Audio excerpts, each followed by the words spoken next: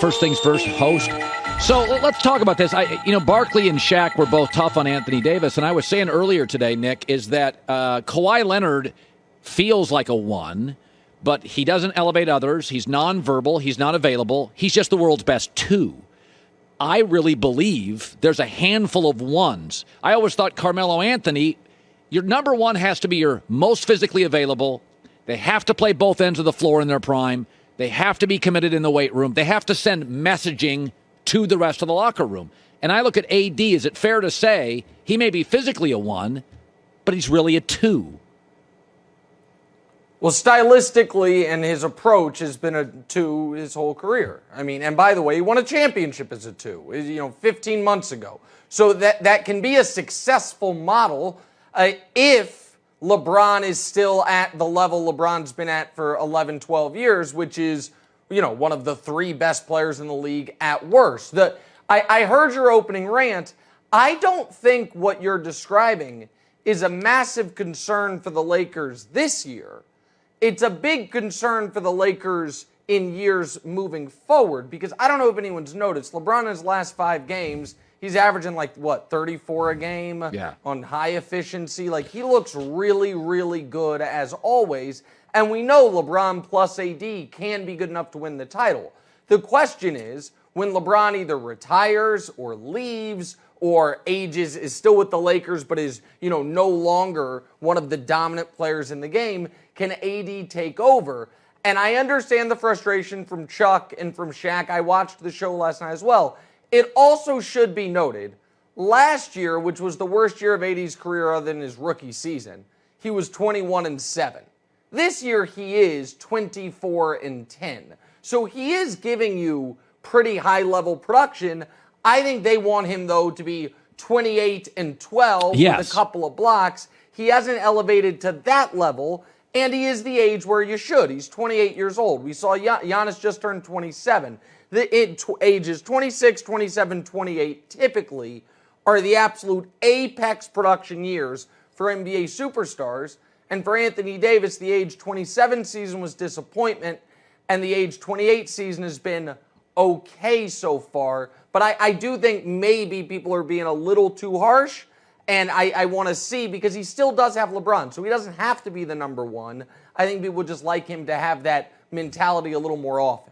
If you heard my eloquent open, you know that I think Damon and Boston is a perfect fit. The Blazers can get better defensively with Jaylen Brown, Marcus Smart, and picks. Use the Sixers and Celtics against each other to get another pick from Boston. Sure. I think it's time to move on. I think you have to be better defensively in the West at guard. The Blazers have been below average, suboptimal defensively for years, and Jaylen Brown still gives you 20-some a night. What do you make of Dame starting over, blowing it up, making a big deal with the Celtics? Yeah, listen, I think Portland, if they want to be honest with themselves, they are stuck. And the only way to get unstuck is to move on from the best player the franchise has had since Bill Walton. And that's a hard pill to swallow. And no new team president, GM wants their first move to be, we traded Damian Lillard. But that might be the only move they have. If they move on from him, is Jaylen Brown the best you can do? Maybe not, but it wouldn't be bad. I underrated Jaylen Brown. I have an old tweet out there that Celtic fans love sending my way when I called him a homeless man's Kawhi Leonard. He's better than that. I missed a bit on Jaylen Brown. I didn't think he would be the scorer that he's been to go along with the great defense. The problem is with that trade, Colin, I think Celtic fans are in denial about their team. I think Celtic fans still believe that Tatum and Brown is some duo that can actually do damage in the East. I think Celtic fans would tell you, we have the younger guy, we have the better defender. Portland's going to have to throw stuff in. We're not going to throw stuff in. So, but if I'm Boston, of course, you can have Marcus Smart and Jaylen Brown for Damian Lillard. I'm also not that worried about Dame's game not aging well, because he's such a great range shooter. The guy's my height. He doesn't rely on his athleticism. His quickness is important, obviously. Yes, if I'm the Celtics, I sign up for that. If I'm the Blazers, I have hard conversations about if we need to blow it up. And if so, I try to do a little better than Jaylen Brown and Marcus Smart, but that wouldn't be a terrible package. I want to see you do Wednesday tiers. You have your tiers. I got my herd hierarchy. Yeah. So introduce your tiers and tell me what you think. I want to see that. I bet Kansas City. Oh, come on. You got Kansas City number one. What's the problem? Their offense is a mess. They can't run the ball. Okay, let me ask, you know what? Honesty moment here, Colin. Honesty moment. If before the year I had said to you, here will be the scenario headed into week 14, okay? The Chiefs are going to essentially be tied with three other teams for tops the AFC, because there's three other 4-loss teams. I know the Patriots have one more win, but let's just call them all tied, right? The teams they're going to be tied with, one of them is going to have a rookie quarterback. One of them, their best player is done for the year in Derrick Henry. And one of them, their defense is just falling apart week by week in Baltimore. So you're like, hey, where are the Bills? Where are my beloved Bills? It's Josh Allen's conference. I'm like, no, actually, they're not very good. And you're like, whoa, where are the Browns? No, they've fallen apart as well. You'd be like, oh, okay, so that the Chiefs are well positioned. And then if I were to tell you this, Colin, here's the crazy thing. The last 2 months, their offense, pretty shaky. Well, Nick, how are they winning? Oh, they have the number one scoring defense in the NFL for 2 months. Be honest with me, Colin. Is that a scarier Chiefs team than if I told you they're 8-4, how'd they get there? 35-31 every week. 35-31 every week. Defense stinks, but offense is rolling. What Chiefs team is more threatening to you? The one we have right now with the best defense in the NFL for 2 months, and all of a sudden the offense is shaky, or if it was the same one as the last couple years. Great offense, bad defense. What's scarier? I think Mahomes playing his best football is the scariest thing in the league. So I would say, if you told me, yeah, he's back to being Mahomes where he can trail 24-0 in a playoff game and win going away.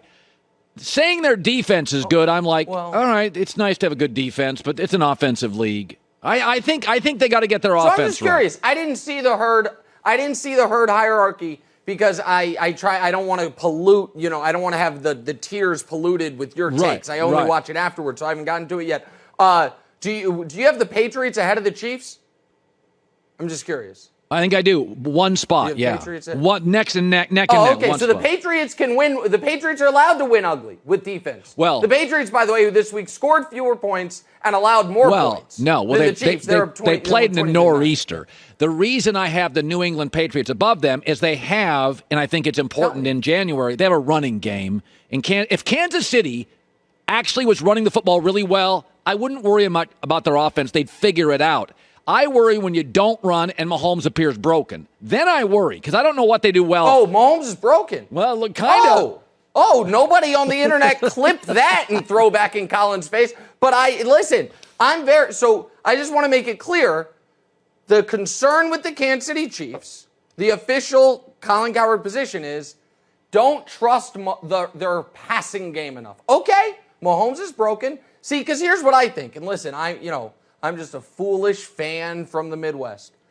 I think that the most talented quarterback in league history who had the greatest opening 3 years of a career is probably going to snap out of this little mini funk. Did just hang 40 on the Raiders a couple weeks ago. And to go along with that, when all of a sudden you have a dominant defense, might just be the best team in football. But what do I know? Listen, maybe Cliff Kingsbury, Kyler Murray, and Mac Jones are going to be in the Super Bowl, and herd hierarchy is going to look great. I'll take Chiefs-Packers. I think it'll probably be Chiefs-Packers. Well, now we're too late on time, but I do know that it is, and I'll give you a minute on this, the Boston writers, you're really irritated. You think Mac Jones is an enigma, a problem for New England. Well, I don't know that he's a problem. But this idea, people are sending me tweets from Tom Curran, Jeff Howe, Seth Wickersham about how this game, the fewest pass attempts in 40 years, had nothing to do with the quarterback. And by the way, if you like those tweets from Curran, Wickersham, and Howe, buy any of their latest books, all of which happen to be about the Patriots. So one thinks maybe there's a little bias involved there, but what do I know? And the Wickersham's great, and I love him. The other guys are fine. But here's the thing. Folks, they are trying to, and by they I mean some members of the media and this Patriot Nation is trying to retcon us into believing we didn't see the game we just saw. That why would they have ever thrown the ball? They were so effective running the football. No, they weren't. Scored 1 offensive touchdown. Their final 8 third downs, they missed them all. 0 for 8, 2 for 12 in the game. If Josh Allen is 2% more accurate, the Patriots lose. This idea that, the Patriots didn't throw because they never needed to. Yes, they did. They would have liked to be up more than 4 with 5 minutes left. They would have, and while people were watching the game, and we know this is true, when you saw the Patriots never throw the ball in the first quarter, you're like, no one's going to throw it when they're going into the wind. But then the Bills did. And then when they didn't throw the ball for the whole first half, you're like, they're setting up the play action more than any team ever. But no, they just never threw the football. So, I'm just a simple man. I tend to think that if you have the fewest pass attempts since Terry Bradshaw was still playing, maybe it says a little about the quarterback. Can it say a little about the quarterback? Just a little bit. It was the worst weather we've ever seen. It wasn't raining or snowing. It was windy. It's windy. We can't throw the football. We gotta play like it's high school district championship on to regionals. It's outrageous. All right. Good seeing you, buddy. You got me all sweating and stuff. Very, very good. Good, passionate stuff from Nick Wright. Good seeing you, my man. Thanks. Hi, everybody. Thanks for watching. Subscribe here to get the latest from the show. Also, be sure to check out more of the best clips from The Herd or go watch a few segments from other shows on FS1.